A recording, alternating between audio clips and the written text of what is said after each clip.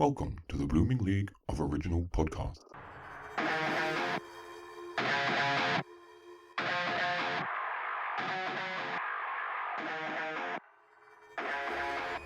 G'day and welcome to another extra special edition of Thrash and Treasure, the torture chamber musical comedy podcast for the musically lobotomized. Speaking of bottom, I'm your host for today, Aaron, and I'm joined as usual by the Bohemian Rhapsody to my Rocket Man. Dole, he's here, my co-host here. G'day Gareth, how you doing? I'm doing great. Yes, good. Yes. That's good. How was your week? It was a good week. I had a good weekend. It was a good week. Yeah, I had an interesting weekend. Did you? What did you get up to? Well, I stayed in It was Easter weekend, wasn't it? Yes, I stayed in a haunted hotel. Oh yeah, there was a book, Yes. a bookcase with a secret. Oh my god, my imagination went wild. I found a secret door. Seriously, that was right next to our hotel room, our room, which is in this old. It was like, I don't know how old. It's Australia, so nothing's really that old here. Hello, we have the oldest land on Earth, and where you are in Perth, there are the coral rocks that are the oldest living organisms on this Earth. So you are wrong already in this show today, Gareth. But for places to stay as accommodation. Oh, okay, yes. Now, see, that makes sense. Rock formations. Yeah, rock formations not so great. Anyway, it's a very old hotel, and we looked at and the weird thing about it is it was a bookcase. Yeah. And it had shelves and it looked like it. And then when you got up closer, the books on it was actually wallpaper on the back. Oh, okay.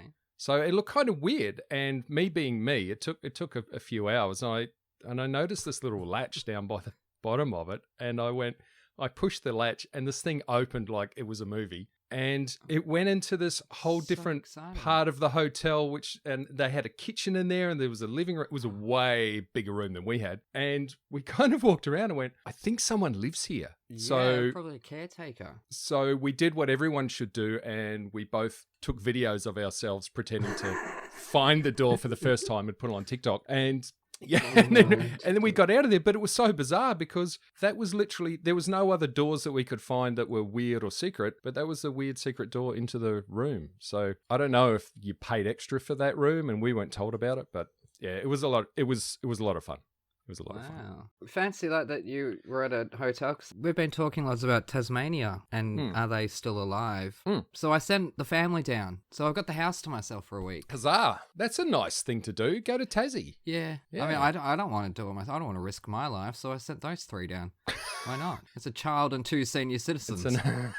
Actually, two children because they've taken my niece as well. Yeah. Oh, that's nice. Tassie's great. I love Tassie. It's getting a bit warm in here, Gareth. What are you wearing? Ha. Oh, did Andy send you a t-shirt? No, I bought it. Did you? I'm going to get one for free. I'm going to support the band. Thank you very much. All right. He sends me free stuff, just saying. Why did you not get one? No. I'm wearing a tea towel, essentially. Yeah, so thank you to Lord and the boys for their CD. Thank you, Andy Dowling. For their unsigned CD, so now it has zero value. Thank you for that. But anyway. So guess what? What? We have another diva in the studio today. What? We're joined by one of Canada's most sought-after stage managers, who would be calling the Canadian production of Come From Away, if not for that pesky COVID business. And as our third Come From Away, does that make us cousins from away? Anyways, she's also called the shots on shows such as Les Miserables and today's featured musical, and is currently assisting Toronto's Soul Pepper Theatre Company produce a live stream season of Bad Hat Theatre's Alice in Wonderland. But apart from being a highly respected leader offstage, you can also find her co-hosting the infectious Check-In From Away with the ever-delightful Steffi Di Domenicantonio, but none of that compares to her talents as a singer-songwriter whose upcoming single Skin drops on May 6th, here to shed her music sensibilities and also a ton of class onto our trash heap of a show. Please give a warm Aussie g'day to the stunning Lisa Humber. Girl, why are you so friggin' pretty? Wow, it's the Canadian air. It's not just me. It's all Canadian women are beautiful. So get on over here. Even the men dressed up as women on Drag Race were bloody beautiful. So jealous. We're part of your Commonwealth. Like, we're all supposed to be family. What happened? Well, I think it's because in the old-timey days, all the convicts went to Australia and all the, like, young orphans came to Canada, right? So maybe it's something about that. Well, maybe it's because we're all descended from rocks. Slimy rocks in Perth, so Wow. we still look like it because we live close in the vicinity. Well, they are. I tried to say that they are our oldest living ancestors. Who? Those rocks. The rocks? Okay. Those coral rocks with the slime on it. I can't remember what they're called. The name will come to me. It's not stalagmites or something like that. No, it's oh, stromatolites. But anyways, how you doing? How's your lockdown been? I'm doing okay. I'm here in Toronto, Canada. Lockdown has been not as successful as the lockdown in Australia, that's for sure. We are still in the big lockdown gray zone here. We are in one of the biggest, longest lockdowns in the whole world. So, yeah, you know what? I'm like everyone, so fucking over COVID-19 and ready to, get out of my house and go see live music and do shows and do all the things I used to do. So yeah, it's funny. At the start of this, just over a year ago, I was playing video games on the Xbox, and so there was a group of us and we were playing, and COVID came up because this was, I think it might have been late February, and I sort of said to everyone then, if this gets serious, just take this as a dress rehearsal for the zombie apocalypse. Right, because then you're not going to panic. You're gonna prepare for yourself for when it is something seriously fucked up. And a year later, we're still in this mess. So maybe I shouldn't have given that advice. But you know what? Like, the one thing I will say is if there was a zombie apocalypse, I would definitely own a machete, which I don't own for surviving COVID-19. So I'm failing, being prepared for the zombie apocalypse. Yep. No, well, you're not a right-wing Republican, so you don't need to shoot COVID to get rid of it, apparently, or some ridiculous nonsense. God bless America. Well, I have no idea what they're going about. No, I think if the pandemic has been a practice run for the zombie apocalypse, I think we've all failed. We're all going to die. We are literally going to die. You all failed. You all failed. I flourished. I thrived. Okay. I went crazy with other people here, but as a hermit, I was fine. Yes. But think about it, I'm a writer. I'm used to shutting out the world and just me and the laptop and writing for hours on end. But this time I published a book at the very start of it, so it was like, what do I do now? Yeah, that was I kicked some ass. That's what I did. You're right. And obviously, Lisa, you and Steffi, you started your show, so you guys have kicked some ass as well. Well, yeah, I'll take that compliment. There's been a little bit of ass kicking. There has been. Yeah, why not? Like, I won't say, like, none of the other cast members or crew were ass, but, No comment. I know how the show came to be. They didn't approach you. You guys approached them, so... To the other cast members out there, I have lots of love and respect. I'm even using my Come From Away mug. I love which it. I will always use on these recordings. So. I don't have one. Well, I'm just waiting for Brisbane to get out of the way and Sydney to get out of the way, and they'll skip Adelaide because no one cares and come to Perth. So, perfect. Yes.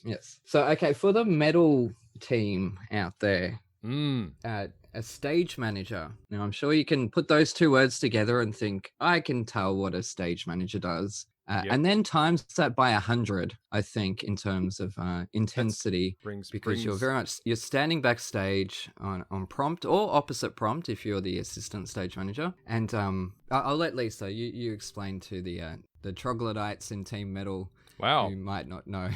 Tell me what you do, and then I'll tell you if I thought that's what you did.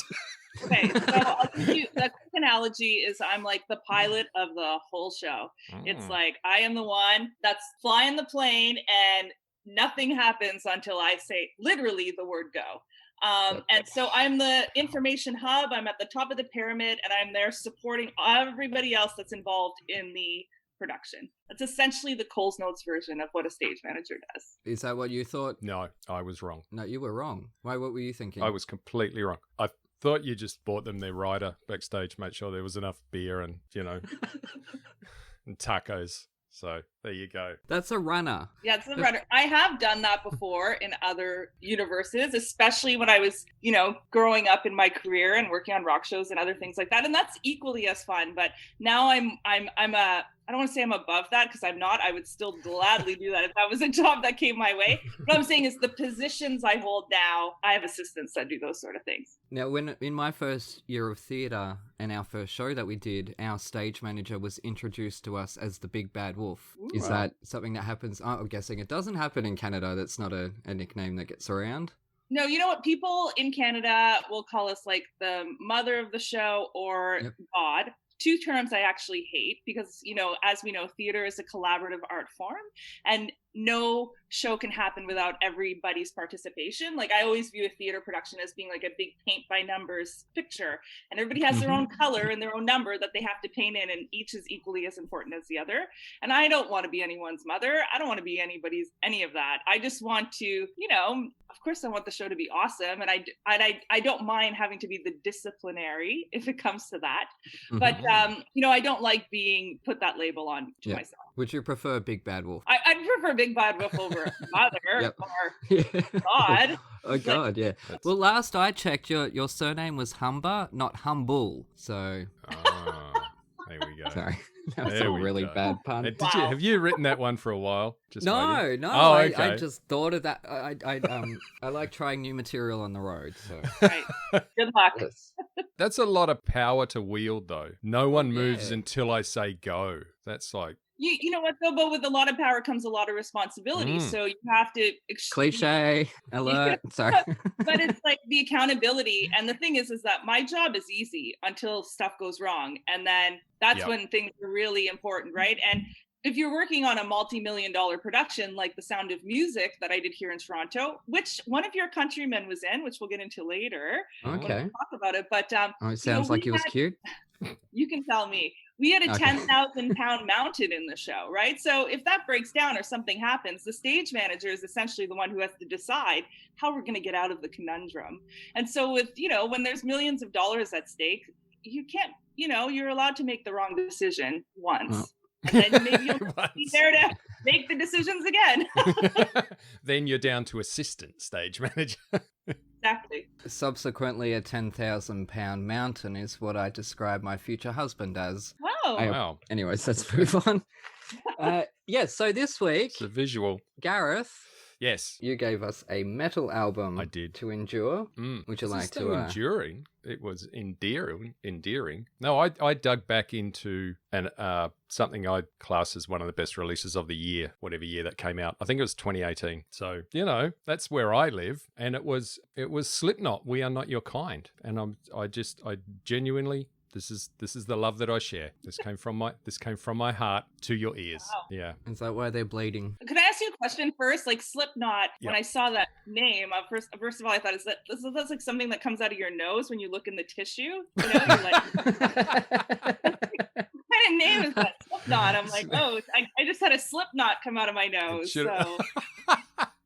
I don't think I can look at the band the same now. Yeah. Great. Okay. No. So thank you for that. I'm so glad because usually it's me that has to ruin things for him for life. So it takes a bit of pressure off me. I was to say, I did listen to a few of your episodes and you are quite vicious. So I'm very curious to hear what you're going to say today. Me? I'm not. I'm a puppy dog. I'm really sweet. Have you not seen the photos of me rescuing endangered birds? I'm a good guy. I'm not a nice guy. I'm not very nice. Anyways, would you like to hear my review? I would. I only have a short one today. A very short one. Really? Yeah. Because it's a pretty long album. I mean, I expect you'd go deep. That's what she said. No, actually, I did. I went with a deep cut in pop culture. Oh, good. I won't understand any of it then. When I first saw the cover, I was inspired to tell you what I really think of you, Gareth.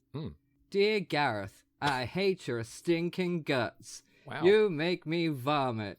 You're a scum between my toes. Love, Aaron.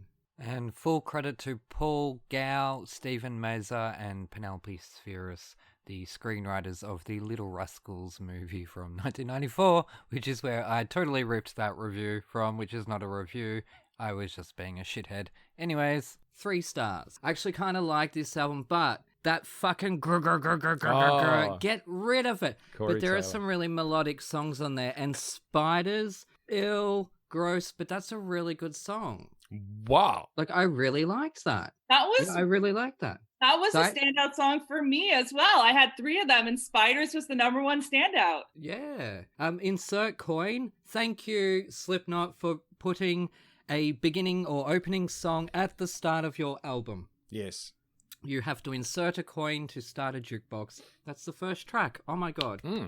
Thank you. However, it's another ride cue music track. Or Muzak. Like, what was it that I commented on with E.T. that it sounded like I was at the in the line for E.T. the ride. Now I have an amendment to make. I said E.T.'s planet was named Botanicus. I was wrong. I knew it was the green planet. For some reason, I got it mistaken. His teacher is Botanicus. All right, so I don't want the nerds coming after me, Right. especially not the Spielberg nerds. Okay. They carry clapperboards with them. Anyways, Unsainted had some really catchy melodic moments, but they were again ruined. By the fucking motorboat. It just... This is a prime example of that disconnect that I keep talking about, that I can be really enjoying a song and then suddenly I'm being slapped across the face. I know the feeling. Do you? Yes. It's... I'm kind of curious to know how. And we're getting to that. But whilst I hate Spiders, and that song was really good, Orphan reminded me why I fucking hate children. Wow. So I didn't like that one at all. I didn't think you were going to like any of it. What was good was really, really good. That's the thing. What wasn't good, what I couldn't connect with, no time for at all. I didn't even have time I didn't even give it the respect or dignity to write jokes about it. Wow. To roast it. That's how indifferent I was about it, because it ruined, in a way, a lot of times ruined what was so good about certain songs. Okay. Like Unsainted.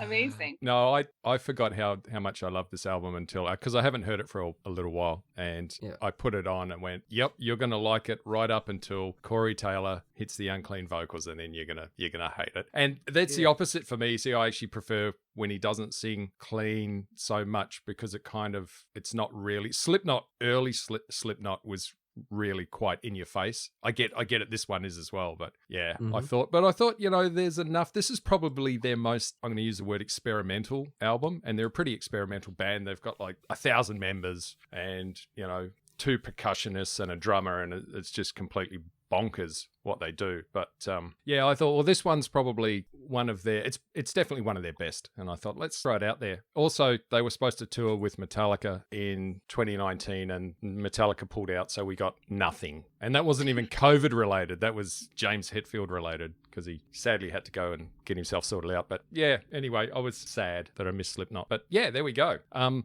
while I was listening to it, I'm thinking, I wonder what Lisa thinks. Yeah. Just before we get into that... And sometimes I feel bad. Well, you should. But we did design this show for torture purposes. Yeah. So we shouldn't feel too bad about that. Then, however, just before we get out into Lisa's thoughts, a Slipknot is a knot that you can pull to loosen. And if at any moment I quickly duck out, it's because I really, really need to burp and I don't want to do it in the microphone. I'm so sorry. But that's why I suddenly disappear if I do. Okay. All right then. Yeah. We'll just speak amongst ourselves. That's right. Yes. Yeah, sorry. I'm so embarrassed right now, but we all know I'm a nitwit, so... Anyways. Well, thank you for sharing that Slipknot isn't something that comes out of your nose, so that's good to know. It is now, though. It is. Yes. Now we can sleep at night. I will say, I did 2 passes at the album. I gave it 2 passes, 2 listens. Well done. I thought it deserves that. And my first initial response was, I don't understand how you don't love musicals, because this album has so much drama in it. I was doesn't it? So much drama. There's so much orchestral stuff and like some dramatic stuff. I was like, this could be totally, some of these parts could be a soundscape to some sort of theater piece. So I was really shocked to hear that you don't love theater music, because I was this could be that a little bit. I will admit that my favorite song on the album was What's Next, because it's only 30 seconds and there's no singing. You're stealing my jokes. There you go. But honestly, the whole second part of the album, from Spiders to the end, I actually quite enjoyed, because there was less of what you were referring to, Gareth, about the motor boating and the unclean. Whatever that weird. Yeah.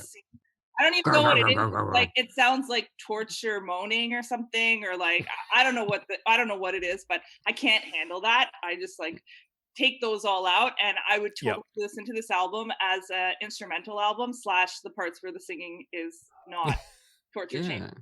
But overall, I have to say, I was really, really, really worried going in. I'm like, oh gosh, are my ears going to bleed after this? And I was pleasantly surprised. So yeah, I was too. Damn, no. It's disappointed. And you did right, Lisa. There is such an overlap between heavy metal and musical theatre because it's so, I mean, on top of all the sort of music genres, metal is probably the most over the top and theatric. And if you go to an Alice Cooper show, and he probably started it, Kiss do it, Iron Maiden, there's dragons and fire, and there's hang on.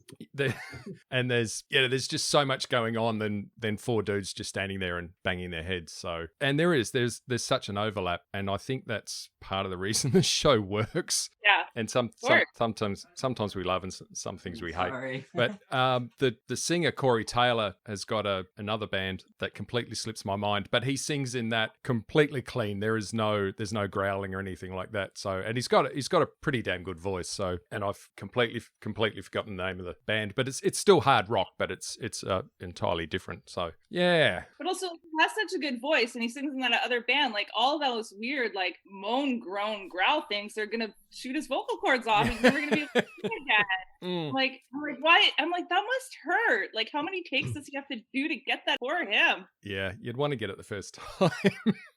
Yeah. It's like a gargling whiskey, and he's like, here I go. Here we go. I'm ready. Yeah. Pack of cigarettes and a fifth of Jack Daniels, and we're ready to go. Yeah.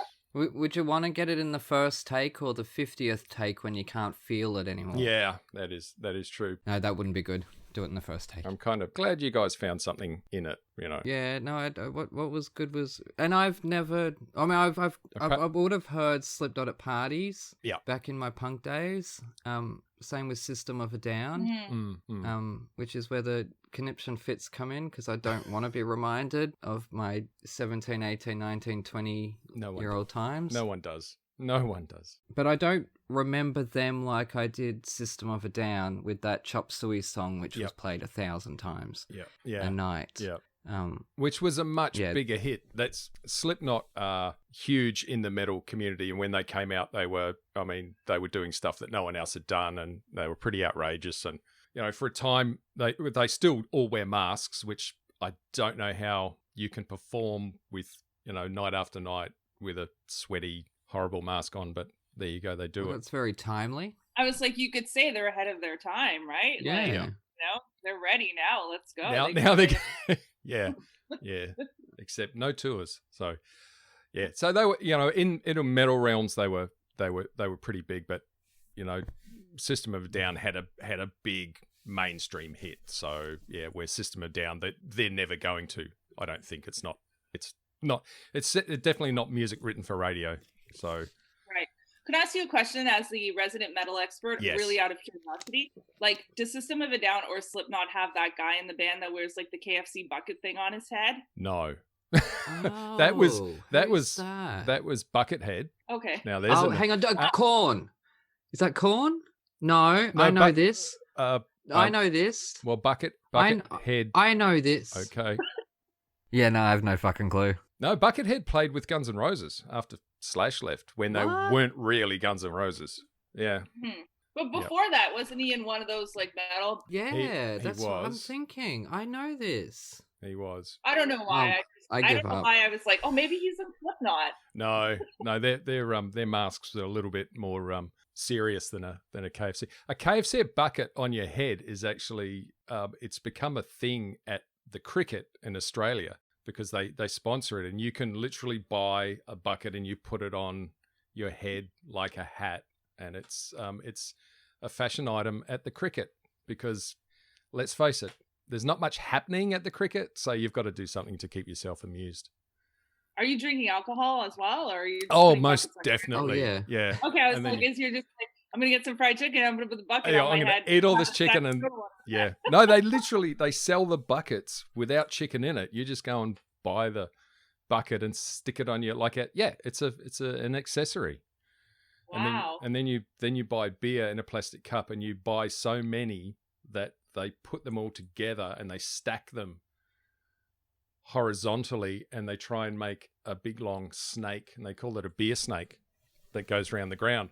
And then people come along, and the security comes along and breaks that party up, because we don't want fun at the cricket while you're wearing a KFC bucket on your head. You guys really know how to live it up over there. Holy. I know. That's the dichotomy between us locals and how foreigners see us, because I'm listening to this mortified on how he's representing my country, because he was born in New Zealand, so it's okay for him. He can. I can mock. Make us look as nerdy as possible. All he likes, but then again, in that shirt, I wouldn't talk. We should have a break and then come back with. I really need to burp myself like a baby, like pat myself on the back. Oh, I shouldn't do that because burp in the break.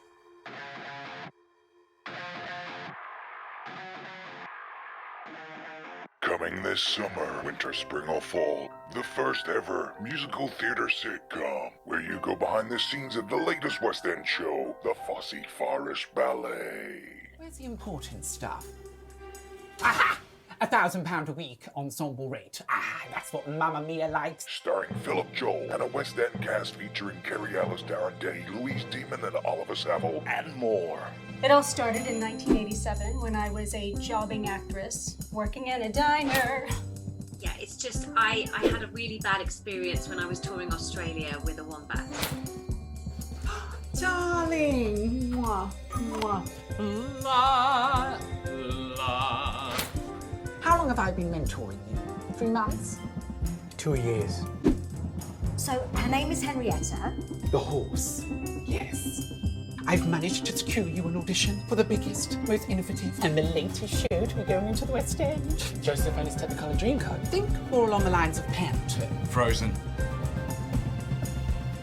You can watch this episode for the price of a coffee. Simply go to www.thefosseforestballet.com. Any and all profits go back to theatre charities, acting for others, and the Theatre's Trust. You'll laugh, you'll cry, and you'll see a grown man in sparkly tights. Tight nights.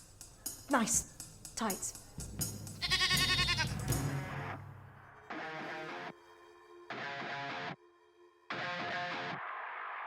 You got to listen to this at the start of it. There's the most embarrassing story about me.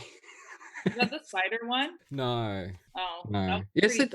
Thing about you finding the spider in the shower when you were naked and all that. It's the visuals that come from the stories that disturb me. Well, there was one in there the other day, and I was under the water already, and I saw it on the wall, so I sort of grabbed where I thought the web was, and I successfully got it, so I'm sort of dangling it away from the water as much as I could, keep the water on my back, and I tried to throw it out the door, but I don't know where it went. I don't know if it landed in the water or what, so... Maybe you swallowed it in your sleep. Oh. Possibly. We do swallow about 8 in our lifetime, apparently. Really? Yeah. Okay. Yeah. I've heard that. I just thought it was just there was an urban myth. No, well, they'll crawl into your mouth while you're sleeping. And then you'll get a Slipknot and it'll come out your nose. I hope you're recording that. That's good. That should show what a gentle soul I am. I'm not vicious. Yeah. I can be on this show. I have to put up with him, so... Yes, me. I'm awful. I'm an awful person. Yeah. So, I know, I'm so curious, one day when we have more time to chat in real life, how you two came to meet and to be and how you have this show. What a peculiar yet wonderful match. It's a bizarre story, and we do not have time. Aaron, we don't have time. Lego. It was Lego. No, we don't have time. I know. I was like, I know you're a chatter. Aaron. So I was like, can I bring up? Or is it going to be like 4 a.m. here? And I'm like, okay, gotta go. Yeah. Yeah. No. Yeah. It was Lego. That's what it was. He was admiring what I was building in Lego, and that's how we met. It was way cooler than that, but yeah, anyway. Yeah, it kind of was, wasn't it? If I might say so myself. Anyway. What also is way cooler than Lego is the musical that Lisa chose for us this week. We mentioned the title before. Oh, yeah. Which would you like to tell everyone what you chose for us? Yes, I chose the musical The Sound of Music. The all-time classic, probably the world's most popular musical. That's right. Yeah. Yes, I think it was. So, Gareth. Yeah. Wow. Can you quote what I said when you told me that Lisa had, because I can't remember exactly what the quote was, but there was swearing in it. Oh, you said my best friend's name, Jesus Christ. I think that's pretty much all I said. Yeah, that was all you said. Which is completely unfair and unfounded because I've never seen it. And so I've never seen the musical. I've never seen the movie. I think I'm the only person on the planet that hasn't. But you've been there. I have. And that was nothing. That was fun. I was in Austria. I went to Salzburg. Had no idea that Salzburg was famous for the Sound of Music until we were kind of walking along and there's this big sign that says... Music festival. Take the tour. No, it was like you could take a Sound of Music tour with I was assuming with a bus full of geriatric people. Anyway, yeah, so they do tours for tourists in Salzburg for the Sound of Music and people got very excited about it. And that's where my story ends because we did not go on that tour. I can remember I drank a giant beer. It was about that big. It was a huge giant beer and a chicken schnitzel bigger than my head. So really, that's a pretty big head. Yes, seriously, they don't mess around with their meat and their beer in Austria. And the funniest thing about Austria is you go into one of those souvenir shops that every city has when you have tourists. Mm-hmm. They have T-shirts and signs that say no kangaroos in Austria. Yeah, because of the people confusing it with Australia. People literally ask where are the kangaroos to the Austrians. So there's been enough people to ask this question that they sell T-shirts, no kangaroos in Austria. Wow. So I resisted the urge to buy the T-shirt. Oh, man. But, that was funny. Right. I have a T-shirt that says no lederhosen in Australia. Okay. For some reason, I take you as the type of man that probably would wear lederhosen in his spare time just for fun. But I can quite visually, mentally picture you, wearing some lederhosen. I think I have a costume. Well, you've probably worn leather pants and suspenders, but that's a whole completely different to lederhosen. Chaps, not pants. No, I'm kidding. Anyway, so I go into The Sound of Music, the most famous musical of possibly all time, I guess, with no idea. And my girlfriend actually said to me, you're just going to know all the songs. And I said, I don't know any of these songs. How can I know these songs? I know all of these songs. Yeah. There's songs in this show that I didn't know I didn't know came from this show. Honestly. Okay, so the first one, Sound of Music, obviously, that's a bit of a giveaway. Mm-hmm. I didn't realize the next 10, I had no idea. I knew Maria, had no idea it came from the Sound of... I know, I live in this weird world, Lisa, that I sometimes, because when I'm talking to theatre people, when I hear the words coming out of my mouth of how ignorant I am to this world, I do get slightly embarrassed, but I have spent a lifetime running away from musical theatre. So this is odd. My favourite things, I had no idea. I think I knew Do Re Mi, and I didn't know 16, 17, and the yodeling on Goat Herd. I'm out. That's it. I'm done. Oh, that's the There's best. no yodel. There is no yodel in my musicals. I'm done on that one. I listened to the original. Hang on. No. Episode 28. You're What? going to contradict yourself there. What about yodeling? With our guest, F. Really? Michael Haney from Charlie and the Chocolate Factory, who played Augustus Gloop, and there is a bit of yodeling in that. And the episode beforehand with Jeremy, who played Buddy Holly, who has that bit of a yodel in his voice. So don't give me that. Well, that's not a yodel. That's just a hiccup. vocal Yeah, all right, shut up. style. This is like yodel-a-hee-hoo. I don't remember that, and I was probably just being Well, it nice hasn't to- happened to yet. F. That's why you don't Michael. remember it. That's why. We're only on episode 24. Also, I say things and forget them straight away. So I listened to this more than twice. Oh, wow. Although when I got halfway through the songs, I would just skip them because I know how this one ends. In fact, I know how it starts and I know all the middle. Every reason that the unclean vocals grate you guys on Slipknot, the vocals on this grate me in the exact same way. It is You're so mean. like they're okay. As with everything musical theatre, everyone is talented. Of course they are. They're insanely talented people, and I'm sure this production's been done 100,000 times, so I have to ask why. And everyone's very talented. And there is some serious vocal gymnastics going on through a lot of this. And I'm going to say yes, I will pay tribute to that. But wow. It's a really good story, ruined by singing. It's a great story. They've got Nazis and people are running away, and you've saved a woman from becoming a nun, which that should be a musical just in itself. It's Footloose with Nazis. And then they ruined it with it, as they say in Spamalot, stop singing. Don't even start But singing. that's what awakens the beast, is music. Okay. It's not just Footloose, it's also Beauty and the Beast. It's Beauty and the Beast and Footloose together with Nazis. But I like... Well, when you put it like that, I like Footloose. Exactly, I know. It's one of my favorite shows. There's a song in here, Edelweiss, and I did some research into it. I didn't know it was in this. In fact, there was a show on Amazon called The Man in the High Castle, Yep. which was kind of a dystopian... You've seen the show? I watched it, yeah. Yeah, so that's the first time I heard that song. And so I had a whole different feeling for that song. So when it came up in The Sound of Music, which is where it started back in 1960, I don't know when, I'm like, is that where it came from? And so yeah, and then I did some research and I realized that I have literally been living under a rock when it comes to that song, because people thought the song was like the Austrian national anthem for some bizarre reason, because it was just so insanely popular. So I did not like this at all. It was hard. It was hard. You're so cold. I'm cold and I'm hard. And I thought, as someone said when we did Titanic, it's just too musical for me. It needs to be, and that's because it was written by Hammerstein or whatever his name was. I kept thinking Hammersmith. That's because it's a concert venue in the UK. Yes. Yeah. This is just far too musical for me, and I would not see a stage production of this. What if Lisa ever. was the stage manager and I was the priest and the assistant director? Would you see it then? If Lisa was a stage manager, I would have to, because she would say go, and then I would have to go, because that is the power that she wields. Yeah. I just have to ask Lisa, you obviously love this show. No. Right. So did you just go, what's the most musical thing we can give this guy to really just fuck with his head? I mean, it's a twofold story. I mean, a little bit.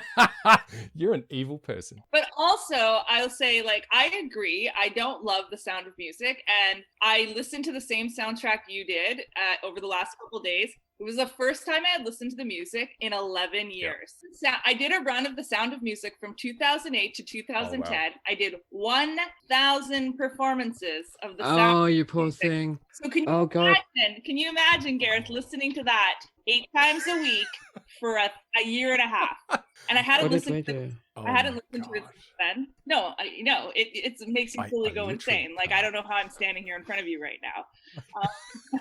But and also the production that I did was the reimagined version that Andrew Lloyd Webber's company had bought the rights to. So it was this new one that has played in Australia since then, because our Georg von Trapp that came in to replace our original Georg in the last 4 months is one of your countrymen, Simon Burke. Cool. Yeah, so I worked with him and became quite great friends with him actually on that run. But the thing I do love about The Sound of Music is it was my big break into the commercial theater world. So before that, I was playing in the little leagues, and then I got that gig. It was my first gig in commercial theater, and it propelled me to doing the big, huge, multi-million-dollar shows. So that's why I love The Sound of Music for personally, for what it did for me professionally. But the truth is, I'm sorry that you had to sit through that tour. Don't be sorry. Especially considering that Slipknot was half as torturous as I thought it was going to be. I thought it would be an equal trade-off. I'm like, okay, Sound of Music versus some intense, crazy metal thing. And the truth is, I won in this equation. Yeah. I actually, and that's what I thought when I was listening to it. I thought, what you've done to me, I know I'm doing it to you. And it turns out that no. I won. But I mean, it is a classic. And of course, like famous Canadian Christopher Plummer originated Georg von Trapp in the film, and everybody like watches it as a Christmas movie, but I don't know why it's like a Christmas movie that everyone watches, because there's nothing really Christmassy about. But no, it's funny. I've got friends of mine, really good friends, and every year at Christmas they do like a postcard and they dress up. And one year they did The Sound of Music. Yeah, it was just so when I was listening to this, it made me think of that. So it made me smile. So yeah, really, it made me frown the whole time. I fucking hate The Sound of Music. I used to like it as a child. I think I watched it a lot. I have it on DVD. But this was no, and look, I signed up to do it in amateur theatre just to work with the director because I'd had such a good experience with him the first time around. I wanted to assist him this time around instead of being in the cast, so I did. I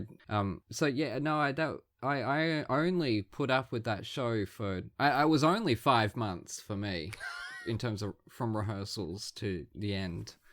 Only 5 months, but I put up with that just to work with someone who ended up blocking me on Facebook and Twitter.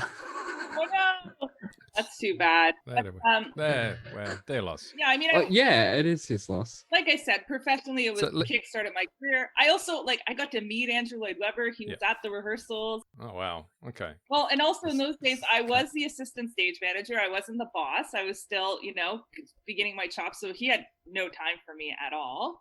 Oh, really? But I just watched him from afar. I was like, oh my God, I'm in the same room as Andrew Lloyd Webber, and he's like talking to the orchestra, and he's sitting at the piano. Like it was insane to see that happen, right? And our Maria won the title show from a reality TV show, so there was tons of press around the show. It was like a big deal here. And like I said, like you, the music, whatever. I haven't listened to it in 11 years, but professionally, it warms me so much, so that's why I chose it. Yeah. But that's also good that this is a show that we've both done, because the other one you had suggested, Les Mis, I auditioned for but didn't get into, so that just leaves me bitter. That's going to come. There's another one I haven't seen. We will be soon. This show, inexplicably, and I don't know why they show it at Christmas. Yeah, I don't get it But this is one of those shows, and I remember growing up as a kid on a Saturday afternoon. This would be the matinee when you were, you're going, I just want to watch TV, and this would come on, and as so many of them, and it's like, no, I'm out. Okay, sitting in front of the TV is not for me. I'm going to go outside and get some fresh air. So yeah, and a couple of times I've seen snippets of it, and you'd see like the Nazis turn up and I go, great, what is this, a war movie? Are we going to get no? Then they start singing again, and I was like, okay, you're not going to defeat the Nazis with yodeling and goats. I'm out. Okay, firstly, that's not true. You haven't seen the producers. Secondly, why are you getting excited to see Nazis but not singing, but you're a music reviewer? What are you not telling us about you, Gareth? I like because they lost the war. I like the fact I want to see some, John Wayne used to kick Nazi butt all the time. I'd watch that, and he didn't sing. One thing I noticed, I probably shouldn't tell this story to incriminate people, but I really don't give a fuck. One thing I did notice was that the one song that excited people to sing was There's No Way to Stop It, which I think, why? Why is that the one song is it because it's the one lively song in the show that the adults sing, that as opposed to the kids singing the lively songs? Could that be it? Because all the other songs are fucking boring as. But it's saying like there's no way to stop this Nazi invasion. Why are you happy to sing that? I didn't argue with them because I was assistant director and it's not my job to get into arguments with the actors. I got excited because I was listening to it on Spotify and I wasn't paying attention to and So Long Farewell, and I went, holy shit, this thing comes in under half an hour, I am done. And it carried on. Yeah, who puts that song in the middle? Not even, it's like in the first third. Yeah. So you didn't watch the movie? No, I've never seen the movie. I'm not going to watch. And you don't know what it's about? No, I know what it's about. There's a nun, and she leaves the nunnery in Austria under Nazi occupation, and she meets Captain von Trapp, and they take the kids and whisk them away because they're a singing family. They're like the Osmonds, basically. No. His wife died, right? and all these children are rowdy, and they can't keep a nanny. Where did her Before she died in the pre-show. In pre-show, Before? yeah. Never see. Okay. She died while you're ordering wine and going to the toilet beforehand. Right. Okay. Right. And so Yep. the Abbey doesn't know what Yes. to do with Maria because she is a 'cause little it's sprocket. Such a problem. Yeah. Yeah, exactly. She's wild and a rebel and loves to run around the hills and get her knees dirty. She's not nun material. No. That's pretty obvious. No. So they Good on you, Maria. Yeah, they ship her off to this house to help the captain to look after these children, but he's banned music from the house. This is where the Footloose comes in. Oh, he's the dude in Footloose. Wow. And he hits on and he basically hits on the babysitter. No, she awakens love in him Oh, with awoke. music. Yeah, okay. Okay, that's why it's called Oh, the okay. sound of music. He hears them singing. At first, he rejects it. He's like, "No, I don't want singing in this house." Who hates music and singing? Well, clearly, Georg von Trapp did, and they're real people. These aren't musical characters. These were a real family. Okay. Yeah, Yeah. true. The story's been romanticized, obviously, because I don't think it happened exactly like that. But that's what it's Bit of about. artistic license. Okay. It's Alright. Beauty and the Beast No, in that respect, that this nun and this beastly, I think he's in the Navy. Yeah, he's a captain. So this naval officer, and he's very, very strict and has cut out music, and she brings music back into the life. So the So Long Farewell scene is actually at a party, and the kids perform for all the adults. And that's really when I think that's when he turns the corner and he accepts her for, what she's bringing to the household. Okay. So, am I right, Lisa? Because I No, fucking hate the sound of music. You're totally right. And of course, they do fall in love amidst all this tragedy. And I will say the one song that I love in The Sound of Music, only because I'm a hopeless romantic, is the song Something Good. I knew you were going to say that. I love that one. I do hate the Lonely Goat Herd, like High on a Hill was the yodeling one. No, I hate love that song. But No, Something I love Good, it so much. Something Good's my favorite song in the show. No. So I'm glad we did the original because it didn't have Something Good in it, because it was written for the movie. That's right. No, I don't like ballads. Yeah, I'm looking for it going. I don't remember that song. So they left the best song out. But Something Good was in the Andrew Lloyd Webber version. They used more of the movie soundtrack than the original Broadway soundtrack. But, so, you should go down the rabbit hole, Gareth. Really, give yourself a treat after we're off the call tonight. Pour yourself a nice drink and find something good and just, think of it fondly. Oh, look, I will listen. Yeah, Julie Andrews sings it well. So as with everything, and this always surprises me, the movie came from the musical. The musical was first. Is that right? Yeah. Well, technically, the real people were first. Yeah. And then I the know, musical. but, yeah. Now, just on the musical, obviously we're talking about that. The book was written by Howard Lindsay and Russell Krauss, and to connect to Anthony Stewart Head in Buffy. There's always that. Buffy season 4, Maggie Walsh, the leader of the initiative, the soldiers with Riley, and they're underground and they put the chip in Spike's head, and she's the professor that's all, she's real bitchy and tight ass with Buffy. You don't know this? Oh yeah, there was that big underground. There was a big underground initiative. Yes, and secret government shit. Maggie Walsh was played by an actress named Lindsay Krauss, who is the daughter of Russell Krauss, but was named after Howard Lindsay. So how's that for a Buffy connection right there? Okay, I'm glad we did that too, because Joss may be a pariah, but we shouldn't make the show. So when you did this show and you said 1,000, you listened to, because of your job, you couldn't be like, I'm just going to put some earpods in. No. Going to crank up something I like, and because you would have to be watching and listening the whole thing. Script. Yeah. So I was the primary person calling the show, and I'm not sure what the term is in Australia. I was the prompt at prompt corner or whatever. Yeah. So, yeah. Prompt, yeah. So that means that not only do I have to listen to the show, I have to follow along with the score and read the music because I have to call lighting cues and sound cues and automated scenery cues, and every single thing that moves on stage happens, and everything is coordinated and timed to the music and to some of the dialogue, but mostly the music. So not only am I like intently listening, like to the point where I'm like, oh, they dropped a line here. Oh, there's a verse. Oh, the orchestra is going too fast. I can't even put all the words in my mouth. I mean, not really. They're nonetheless. I not only can I not listen to it, I have to like, I can't. You have to train yourself not to go into like sleeper mode where you're like, it's like a real exercise and going like, how do I keep myself engaged doing something over and over and over and over again, which is like, kind of torture in its own way when you have to repeat the same thing over and over again. Because the good thing about a live show is, even though live theater is so unique because it's an individual and unique experience every single night, the thing that makes my job and the people that I work with so interesting and so hard is that we actually have to repeat the same thing over and over. You don't want any variations, right?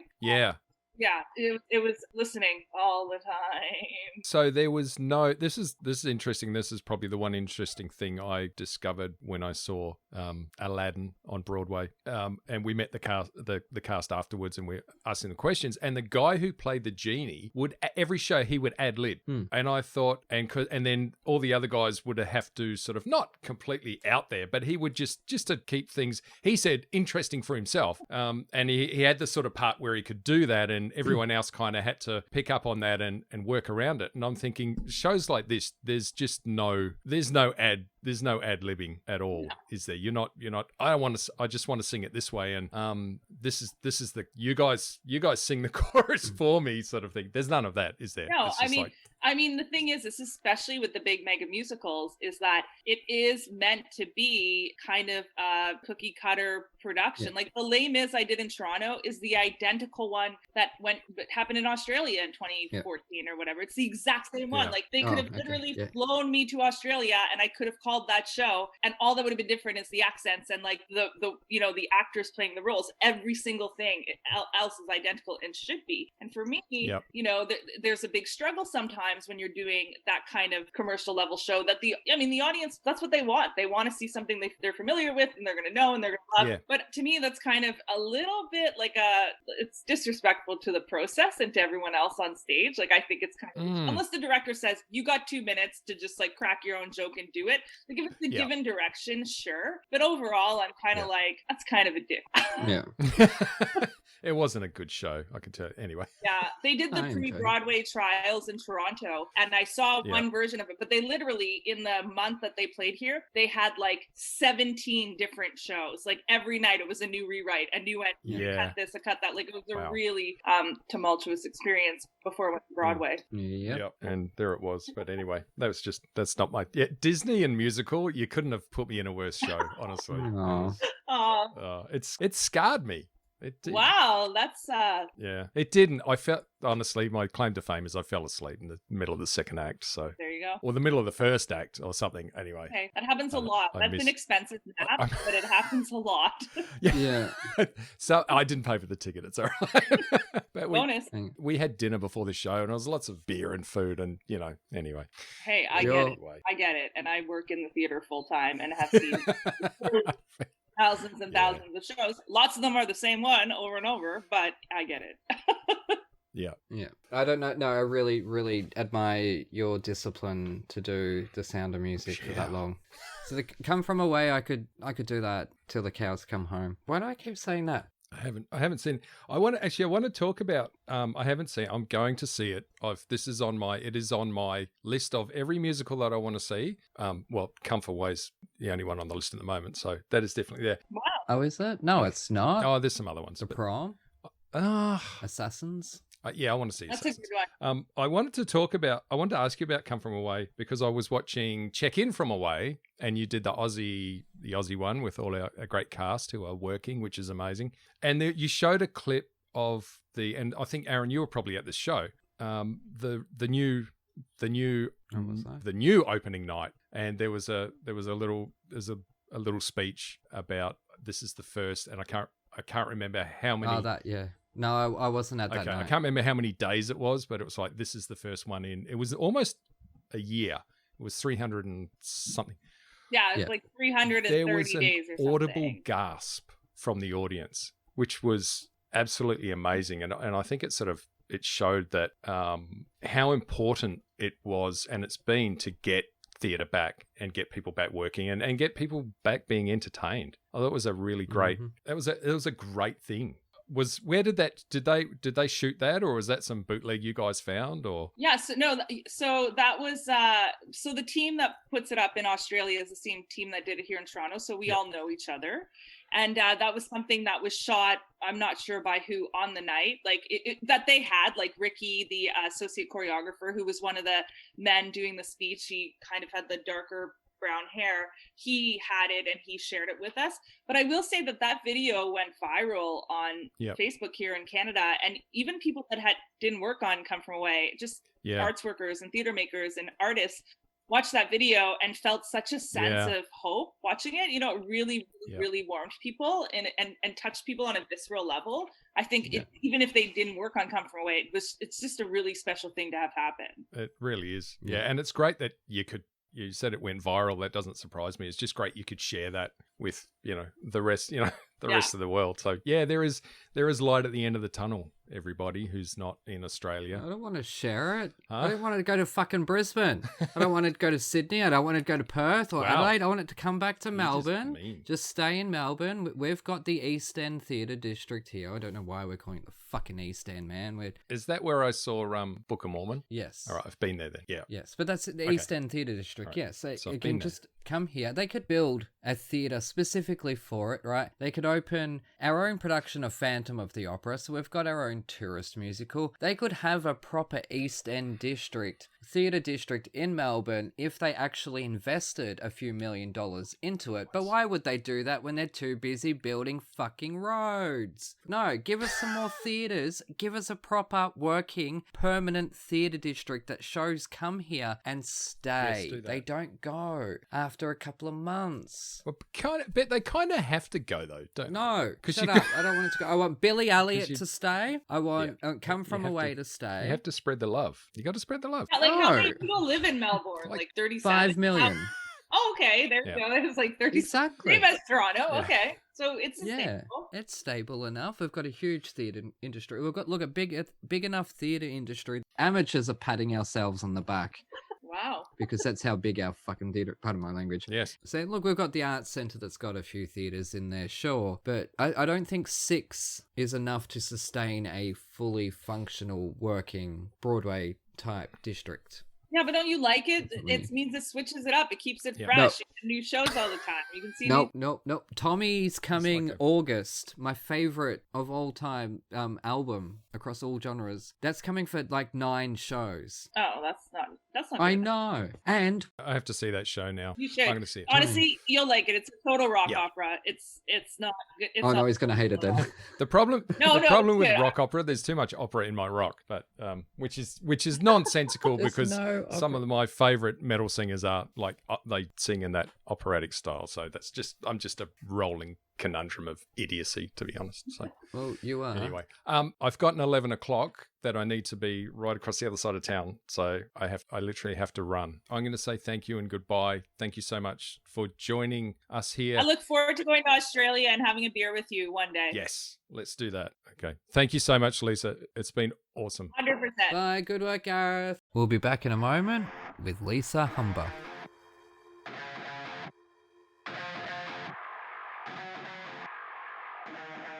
G'day listeners, Aaron here. While me and Gareth are taking a break, I thought now would be a great time to spill my guts. Well, not my guts, the fully fabulous Kristen Johnston's, whose hilarious yet harrowing memoir, Guts, details her rollercoaster ride through all the excesses of Hollywood and the toll it can take on even the fiercest of bitches. Keijo has shed all pretense by opening up her heart and soul in this gripping tale, which will leave readers reaffirmed of their own inner strength and ability to kick some ass in this world. You may know her as Sally Solomon, or as Joan Collins' bedrockian daughter, but once you've dived into Kristen's guts, you'll come to know that she's nothing short of a warrior. Available now where all good books are sold, grab your copy of Guts today.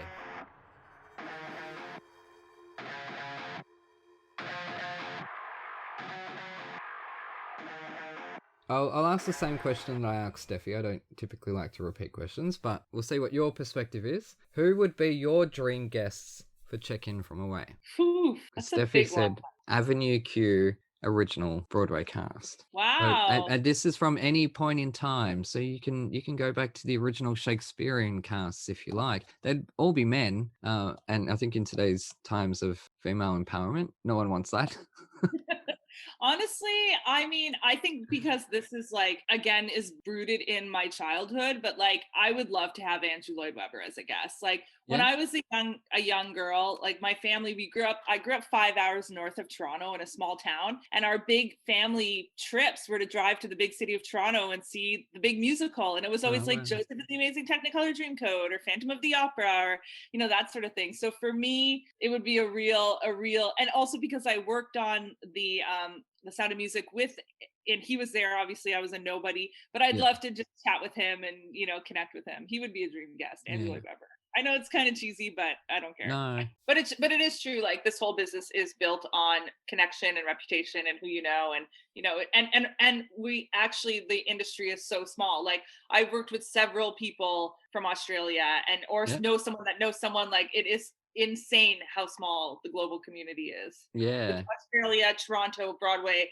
and the West End. Like it really. Yeah. And look, even with Asia connected to Australia, because a lot of our performers go up there to perform, and a lot of North American performers go to Germany to perform. And you know what I mean? Like it really does become a small community. And even, especially in the past year, it's become even smaller because people have become aware of each other and what they've done and where their careers have been.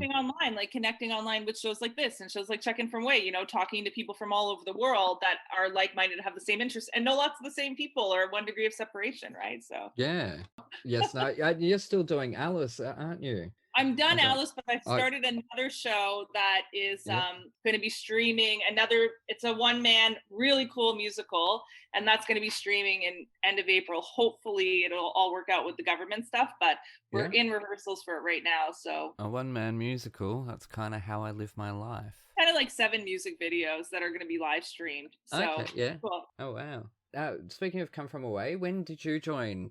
Did you join when it opened in 2018? Was it in Toronto? No, I was with it for the Canadian company. We started rehearsals in November of 2017. And I was with the show all the way until March 13th, 2020, when we did our last performance. But I was with the show, the Toronto Canadian company, since the very beginning. Yeah. Did you see the original workshop, the 2-act workshop? No, I did not see it. Okay, I didn't know that much about Come From Away. Didn't you? I didn't know that. I mean, I remember when it did the pre-Broadway trial in Toronto, and everyone was raving about it, and you couldn't get a ticket. And I was working on a pantomime, a Christmas panto, and I was like, whatever, what's this show? Like, how can it be that good? Yeah. And then lo and behold, a year later, you know, I'm the stage manager for it. I was like, okay, I get it now.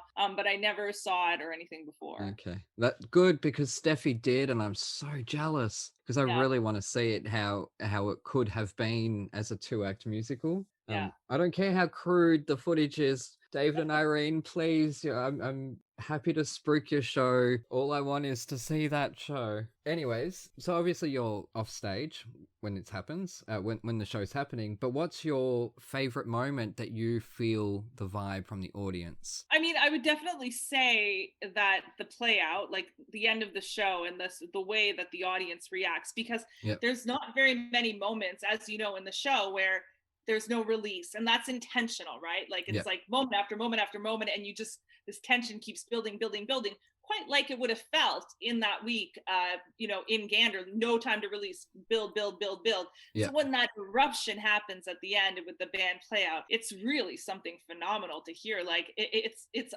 I've never done a show where every single performance, every single one that we've done, it's like almost 900, the same reaction happens every night. Even if you're there and you're like, oh, they're not that loud today, or they're a bit quiet, what's it going to be like? Without fail, at the end of the show, the audience goes crazy. And that you can't replicate that feeling. I love that feeling. Well, speaking of audiences, it's not a question I've written down, but I meant to ask this the other day with our other guest, who was in NBC Live's Jesus Christ Superstar. I don't know if you saw that with John Legend, but the audience all the way through that ruins it because they're screaming anytime an actor fucking looks at them. Do you feel that reality television, like the competition shows like Idol and X Factor and The Voice and all that, where they give standing ovations to anything, like, and I mean anything out of tune, do you feel like that's made its way into theatre? Now, I preface this by saying Come From Away is the only show where I have automatically stood up at the end of it. I've never,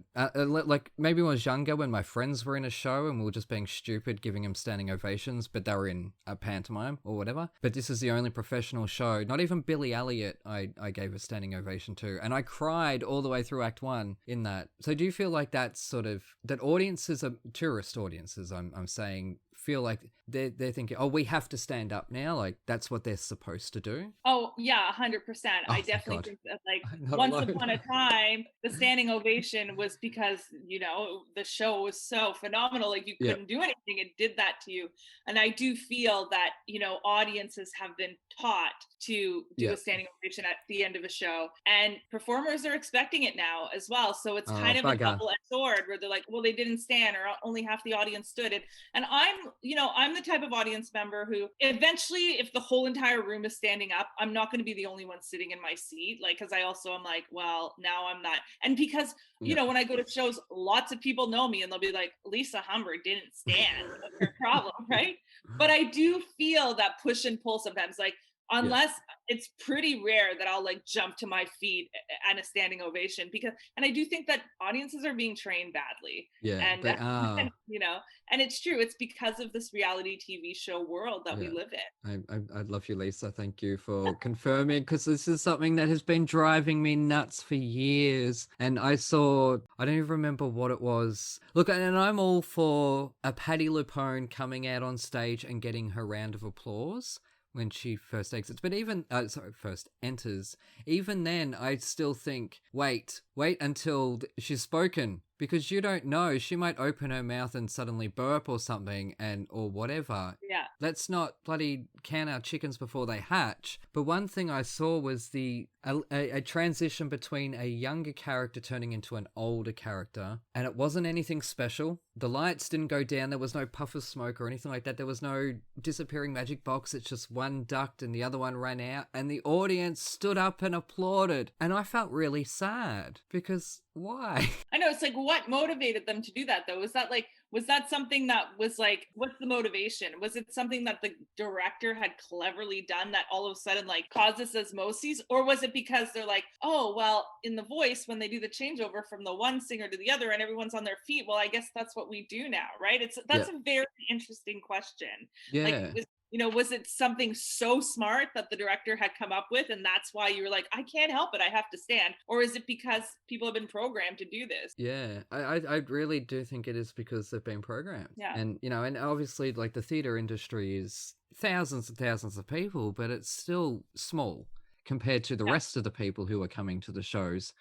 We're not going to be taking up 100% of an audience every production, you know? Maybe niche shows that no one's heard of, like Closer Than Ever. That's going to be all theatre audiences, isn't it? No, it drives me nuts. It really does. So thank you for confirming that. As I say, it wasn't written, but I sort of just thought I'd bring it up. Obviously, with Alice has just finished up. So does that mean I missed it? No, so it's available to stream. We had to pre-record it.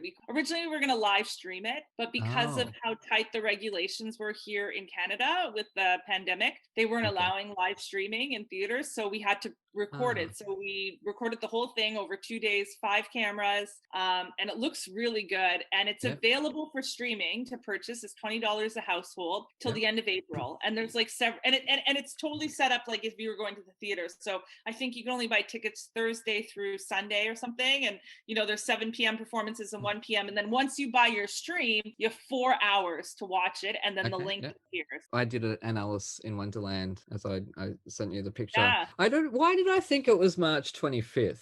You know what? Because I think probably originally when we spoke, like way back when we were supposed to be live streaming it, it was that last weekend in March, and it was Okay. 6 performances over 4 days. And then our schedule changed, and that's probably where all of that happened. All right, Because so in it's the not me. original time when we were talking, when I was like, I'm doing Alice, let's connect later, Yeah. that was still the plan. So Okay. you weren't wrong. I Things wasn't just- wrong. No, And things the fact changed. I remembered it for so long, I didn't check it up or anything. I probably should have checked it up, but I sort of remembered it. March 25th stuck out in my mind, and I probably look like an idiot to all the other people who don't know me. But No. if they were to listen to this show, they would hear what an absolute moron I can be at times. Like, no, Canadians are very forgivable of Australians because of your accent, you know, and you guys are apparently so. have Yeah, this reputation of being real fun-loving people. So don't worry about that. yeah. No, look, you guys have a reputation for being nice, so Oops.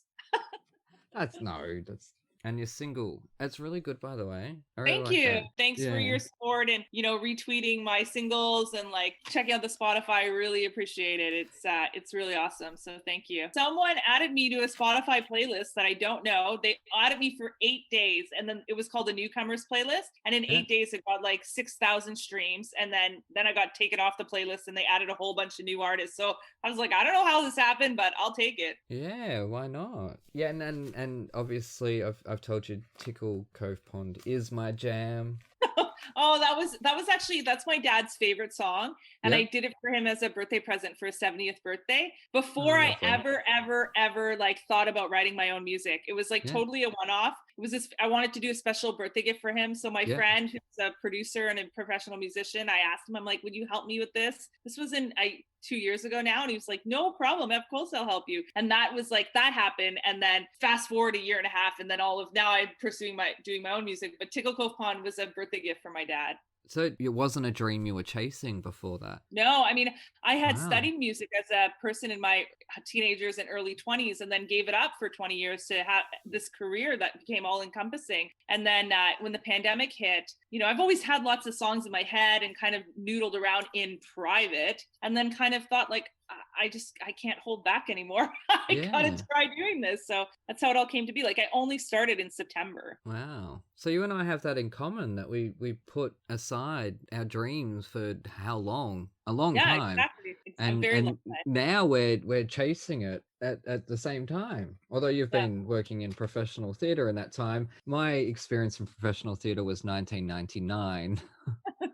So yes, anyway, so your next single, Skin, is going to be released on the 6th of May, and our listeners will be able to find that on Spotify, Apple Music. Where else can they find it? That's the only two I know. No, Spotify, Apple Music. I also have a really cool music video that I'm in the works of doing that'll come out on YouTube on May 6th. So Oh, wow. that'll be exciting. Yeah. Awesome. This is your first ever pre-promotional video hits or whatever, top of the pop style. That's right. And I'm thrilled that it's here with you and with Gareth and, you know, doing it up in Australia. Yeah, with these two nobodies that just speak hatefully to each other all the time. Like, why your match works, I guess. You guys just get each other. We do. No, yes, single, that's done. And where can people find you on the socials? Yeah, so you can find me personally at Lisa Humber. I'm on Twitter, I'm on Instagram, I'm on Facebook, or you can find me on Check In From Away. We have all the socials there on Twitter, Instagram, and Facebook, which is all Check In From Away, at Check In From Away. Or on Twitter, it's at Checkaway. That's right. So you know it better than me. Yes. On Twitter, it's at Checkaway. On Facebook, it's not existent. I'm failing hard. And on Twitter and on Instagram, it's at Check In From Away. I don't think there's been any episode where someone's given their correct socials. I don't think. Yeah. No. I love Twitter like you. I'm the Twitter user. Steffi hates it, but I love it. It's my favorite. Yeah, no, Facebook's got family. Yeah. But yes, no, look, thank you very much for joining us. And sorry, how long have we kept you? Oh, it's only no, been... it's okay. Well, it was thank you so much for having me. It was a real nice chat. And, you know, I'm happy I learned everything I did about Slipknot today. Yeah, like I'm surprised that you enjoyed it like you did, or as much as you did, because I saw the theatricals as well. and also that you don't like The Sound of Music very much, because neither do I, and that just means that we both got to gang up and torture Gareth with one of the worst musicals possible to torture him with, and neither of us were hurt by it in the process. So exactly. It was perfect. So thank you so much. It was so nice meeting you virtually. I look forward to chatting with you again and seeing you on Twitter. Yes, we're going to have some drinks, people, one day. Yes, I can't wait. And our listeners are not invited because we'll be talking about all of you guys. So you guys at home, you take care, and we will see you next time. And we'll let Lisa take us out with Skin. Hooroo! Thank you. It was really good.